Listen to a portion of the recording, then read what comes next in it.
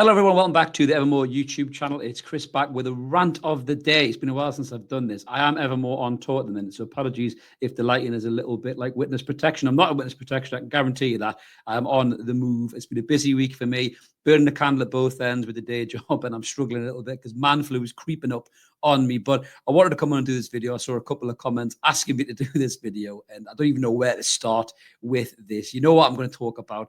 It is the interview with Sir Jim Ratcliffe, or Sir Jim Twatcliffe, as I've nicely christened him as, with Gary Neville, Manchester United legend. And I'm just trying to unpack all this. I saw a brilliant video from friend of the channel, True Geordie. It was a great video. He kind of picked it apart in the way that he does, but I'm going to give it my shot here. But this guy, honestly, this guy is possibly the most loathsome man in football today. He really is.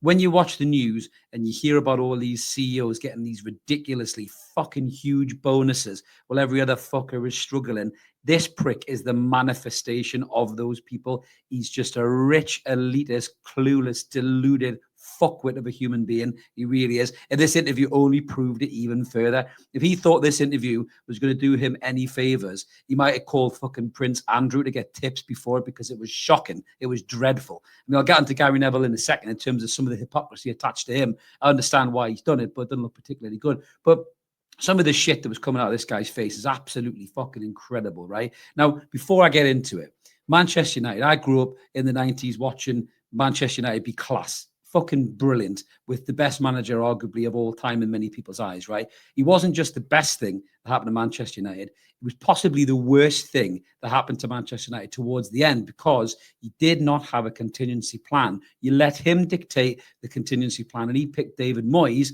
because he saw a lot of similarities in David Moyes to himself when he was starting off at Aberdeen, and that was never going to work. Not to mention the fact that the players at the time were so up their own arse and full of their own shit, like Rio Ferdinand, brother, the fucking TNT Sports, the worst pundit in the world, by the way.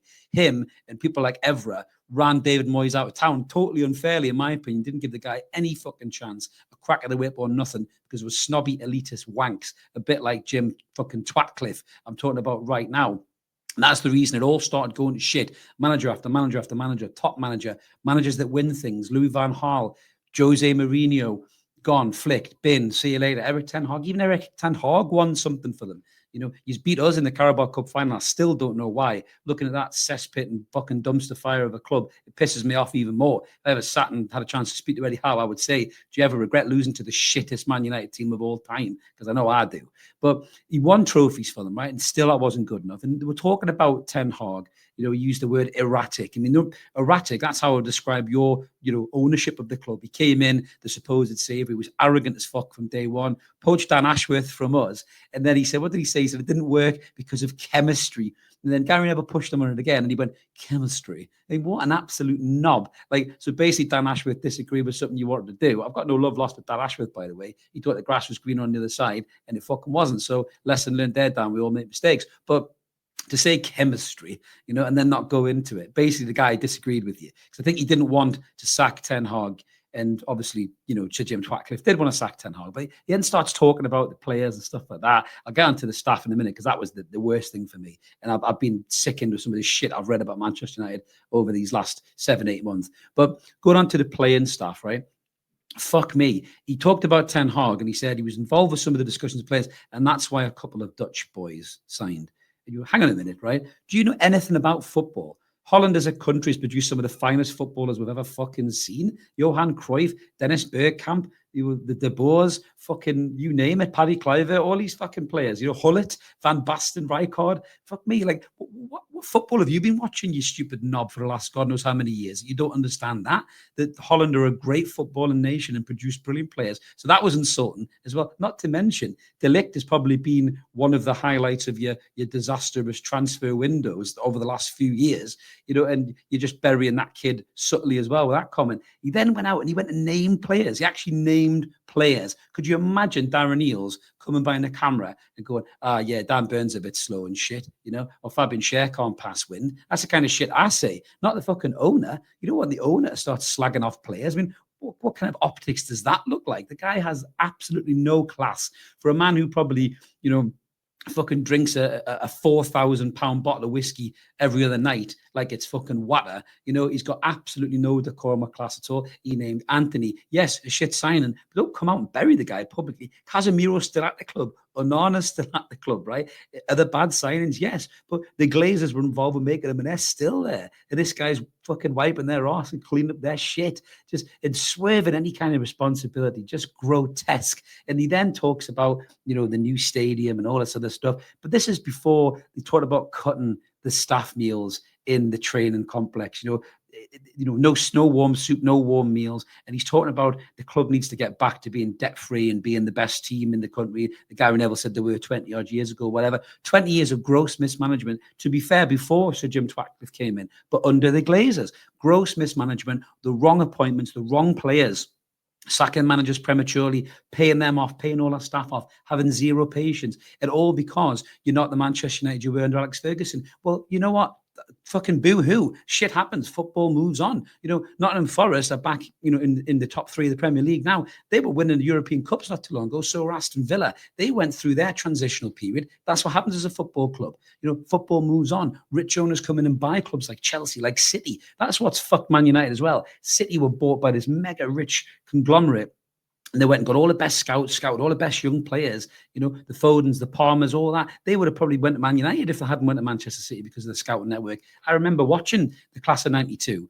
And, when they were talking about scouting the players, there used to be 4 Man United scouts for every 1 City scout. Now it's the other way around, and that's another reason why they're fucked over the last 20 years. But this guy, absolutely deluded. He's clueless. He's got no idea what he's talking about whatsoever. And he's saying, no change is good, and people don't like change and it can be difficult and all that. I'm sorry, mate. The change at Newcastle was good to start with. Yes, we've had a couple of little squiffy moments at the minute in terms of ticket prices and things like that. But overall, the change has been good. Change at other clubs has been good.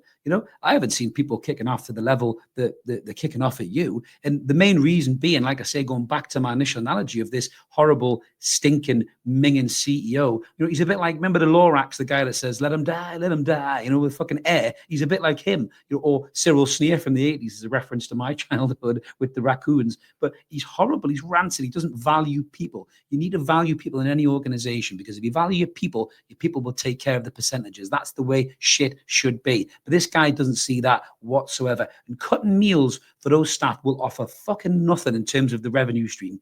It's the grotesque wages of these players you're playing. It's the Pogbas, it's the Casemiros, it's those kind of guys that you paid 300-400 grand to because you wanted an Instagram player or a big name in your squad, even though they were way past their best. And that's what Manchester United have done over the last, 5, 6, 7 years, certainly. And that's why they're in the shit massively. And cutting soup for fucking Sandra in the Carrington training ground, who gets in at 4:00 in the morning, gets everything ready for the players, has these multi-millionaires that she has to wait hand and foot on. Cutting her fucking soup and bread roll ain't particularly going to save massively amounts of the bottom line, but it'll piss her off to the point where she might go get another job somewhere, or she's going to have to spend her own hard-earned money in a cost of living crisis that she can't because you pay her fuck all, or you've even binned her off and made her redundant. I mean, he's already made, about 200 redundancies, I think it is, and he's talking about another 200.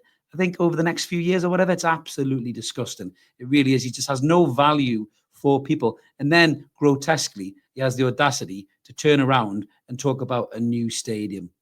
I mean, Jesus H. Christ, you can't pay to feed your staff who come in and work their asses off for you and have done for years through the thick and thin. You can't do that, but you can go and get a new stadium. What is it? A £2 billion stadium, 100,000 seat stadium. And this is where I will pull Gary Neville for his hypocrisy. He's slagging him off on Sky Sports. He's saying it's a mess. He's saying it's a shambles. And then he's voicing over United, beautiful city, 100,000 fans, all this fucking bollocks, like he's on the X Factor or something. Fuck off, Gary. That's pure hypocrisy. I know you're a club legend, right? I know you're a Manchester United fan, but come on, you're better than that, mate. Surely you can't sit and grill the guy about what he's done wrong and then throw your voice into the fucking voiceover of a new stadium. I know they're trying to probably bring in investors and all that kind of stuff, but Andy Burnham's come under pressure as well. He's throwing his chips behind it, but he's assuring that there's no public money being thrown into it. I hope the fuck there's not, Andy, because at the minute the public are up a fucking height with what's going on. I don't think a lot of people in the Manchester area who don't support Manchester United want to chuck their money in to help build a new stadium, which, by the way, if Mark pulls it up now, looks like a fucking circus tent, which is true because there's a bunch of clowns playing in there right now.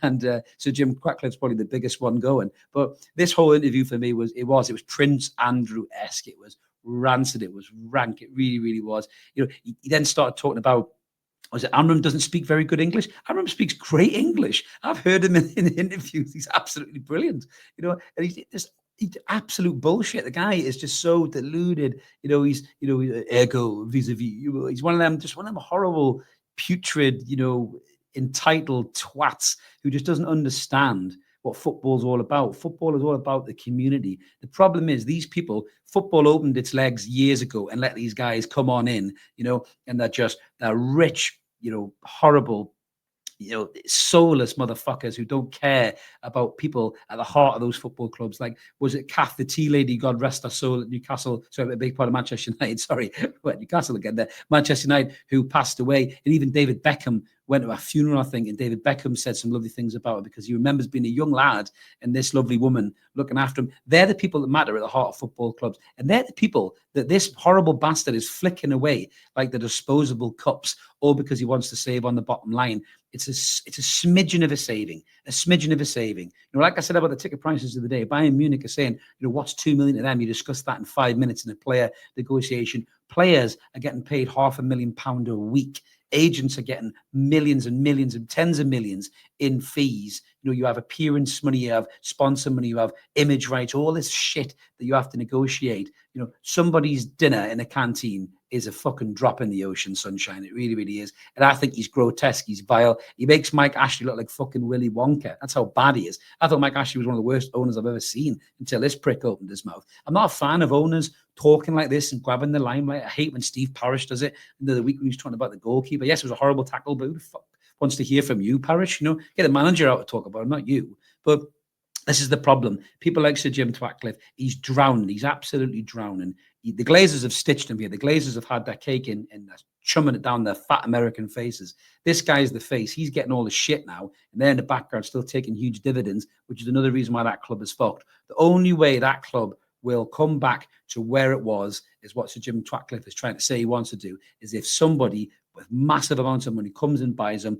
bins all that debt off, and then they can start again. Because Manchester United are light years away from challenging City, Liverpool, Arsenal. I would even say Villa and Newcastle are closer to challenging for the Premier League title right now than Manchester United are. 20-odd years worth of mismanagement by the football club. Shambles, complete shambles. No contingency plan to replace Alex Ferguson. Arsenal went through the same thing, but their transition was a bit smaller in terms of what happened with Wenger. They had a few squibbles, weirdly enough, you know, Unai Emery being one of them who's actually doing really well for Aston Villa. I'm so jealous of them in the Champions League, by the way. I watched them the other night. I was crying, thinking, why did we do that? Yeah. But this whole thing for Manchester United is just, honestly, it's humorous to me because I don't like them, because I grew up hating them. But, you know, a little bit of sympathy for some Manchester United fans who aren't fucking wanks. You know, I feel a bit sorry for, you know, they've watched them at the pinnacle and now they've seen them, you know, right at the bottom, really. But honest to God, I would love it, as Kevin Keegan once said, love it if they went down. It would be the best thing ever.